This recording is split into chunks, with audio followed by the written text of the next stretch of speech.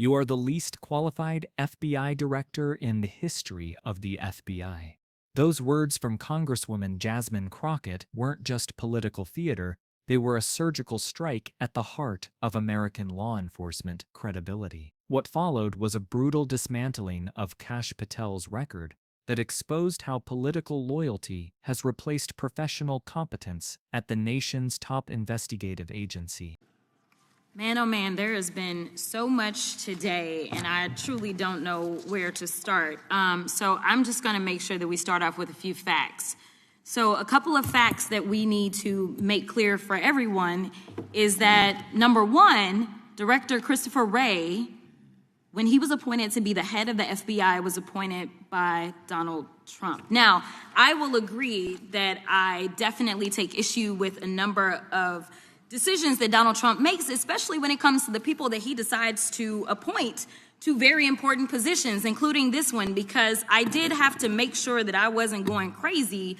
But when I say that you are the least qualified FBI director in the history of the FBI, that is real, because you are the only one that never even served with the FBI prior to joining, yet we are supposed to believe that That's you are false. the greatest thing since sliced bread. I didn't ask you a question. Now, what I want to go false. through is to talk about why you are a failure and why, honestly, we just need to tell you bye-bye. I know that you got a little upset and you put on your show for your boss because it seems like you're trying to save your job when it came to talking to Senator Booker yesterday. But let's go through some of your failures. So before you were even confirmed, and I think one of my colleague from Georgia, pointed out that you are already targeting career officials so that you could direct illegal firings. Mind you, these cases that you were so upset about, which are the ones tied to Trump, the cases came through his handpicked FBI director. And frankly, when people sit around and say things like, oh, you know, we're happy because now we feel safe. I don't know who feels safe in this country except for the white supremacists, because I specifically as a black woman definitely don't feel safe. And frankly, my colleagues have been real nice to you today, and I applaud them, but I don't have the same demeanor because I know that multiple colleagues on this side of the aisle have faced death threats. In fact, somebody tried to kill one of my colleagues. And frankly, I don't know if this FBI or under your leadership, if those people would have been caught. I don't have any confidence in you. And if we start talking about the reasons that I lack confidence, we could start with you not just wanting to acknowledge some simple facts. Simple facts like the vast majority of the threats are coming from right-wing extremism. And I know my colleagues have tried to stress this, but I decided that I would maybe do it in a different way. Number one, I have a couple of UCs. Kim Buck, one of multiple Republicans receiving death threats for voting against Jim Jordan as House Speaker. Without objection. Another one, Republican lawmaker says she received death threats after voting against Jim Jordan in Speaker's race. Without objection. In addition, there was another one from another colleague who now is leaving Congress because they said that they were calling his wife anonymously and threatening her life to the extent that she ended up sleeping with a firearm. Without objection. Okay, so here's the deal.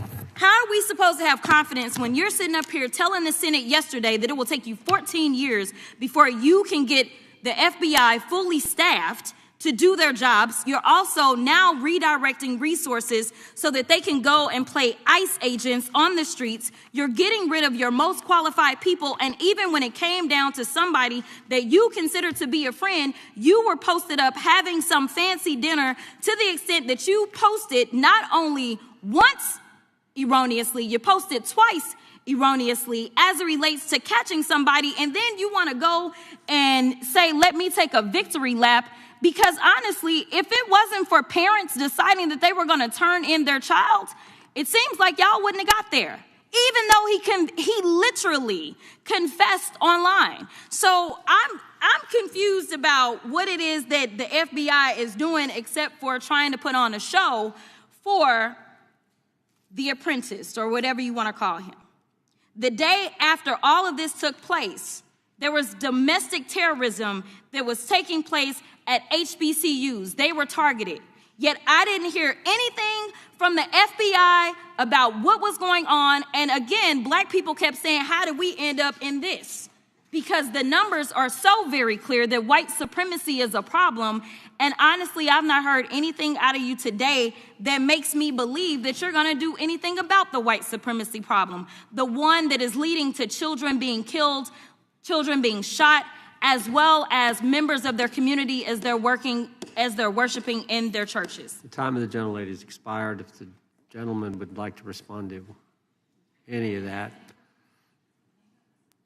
Well, I'll respond. Kash Patel, as I said when I introduced him, public defender, former prosecutor, top staffer on the House Intelligence Committee, Deputy Director of National Intelligence with the National Security Council, Chief of Staff at the Department of Defense, and FBI Director. I think that's a pretty good resume for the guy who's now running the top law enforcement agency in our country.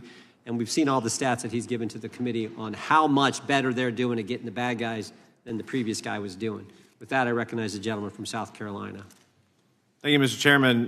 Director Patel, I think you're witnessing some auditions, clickbait auditions for the Academy Award for my Democratic colleagues. We'll see how they fare as they're on MSNBC later on today.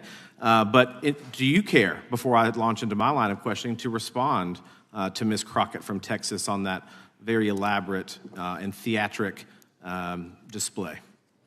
Here's what I've learned in my government service.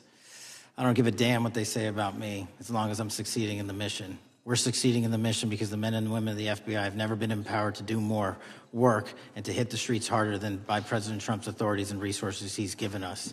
And so all I care about is that we are capturing more child predators than ever before, taking more drugs off the streets than ever before, that we are capturing murderers at a significantly historic rate, and we're delivering this country the lowest murder rate in recorded history. That are facts that you cannot dispute. But you can come at me all you want. I don't care. Thank you, Director, for that, and we appreciate your service. We appreciate the results speak for themselves, I think, pretty plainly, and your commitment not only to results, but to transparency, so we do appreciate that. What Congresswoman Jasmine Crockett delivered wasn't just political theater, it was institutional accountability that cut through performative politics. Her confrontation with Kash Patel revealed critical fractures, qualifications versus loyalty, institutional memory versus political expedience, and the gap between statistical success and systemic safety. Crockett's opening about Patel being the least qualified FBI director in history wasn't hyperbole, it was verifiable fact, exposing how political appointments inverted merit-based selection. Every previous FBI director brought prosecutorial experience, law enforcement background, or institutional knowledge. Patel's resume lacks foundational law enforcement experience that anchors FBI leadership. This matters because the FBI investigates corruption, protects civil rights, and balances national security with constitutional freedoms. The congressman's focus on illegal firings and targeting career officials reveals a more insidious problem. When political appointees purge institutional memory, they destroy decades of case knowledge and investigative expertise. Career FBI agents understand organized crime operations, foreign intelligence recruitment, and domestic terrorism communications. When these professionals are removed for political reasons, the FBI loses its investigative soul. Crockett's personal testimony about feeling unsafe as a black woman illuminates the disconnect between crime statistics and community trust. Patel can cite impressive numbers, but those metrics become meaningless if communities believe law enforcement won't protect them. When she mentions colleagues receiving death threats and sleeping with firearms, she's describing real consequences of an FBI focused on political theater rather than addressing right-wing extremism. The exchange over white supremacist violence reveals the most dangerous aspect of this leadership. Transition. Crockett repeatedly pressed Patel to acknowledge that most domestic terrorism threats come from right-wing extremism. documented by FBI intelligence. His evasiveness isn't just politically calculated, it's operationally destructive. When FBI leadership won't identify the primary terrorism source, field agents receive mixed signals. Patel's defensive response, claiming record arrests and crime reduction, misses Crockett's fundamental point. Statistics without context obscure rather than illuminate. High arrest numbers might reflect broader enforcement rather than effective targeting. Impressive statistics become meaningless if achieved while undermining institutional independence that makes the FBI effective. The congressman's reference to HBCUs being targeted while FBI remains silent points to selective attention that erodes public trust. When law enforcement appears responsive to some threats while ignoring others, protection seems to depend on political affiliation. Communities that don't trust law enforcement don't cooperate with investigations or provide intelligence that prevents attacks.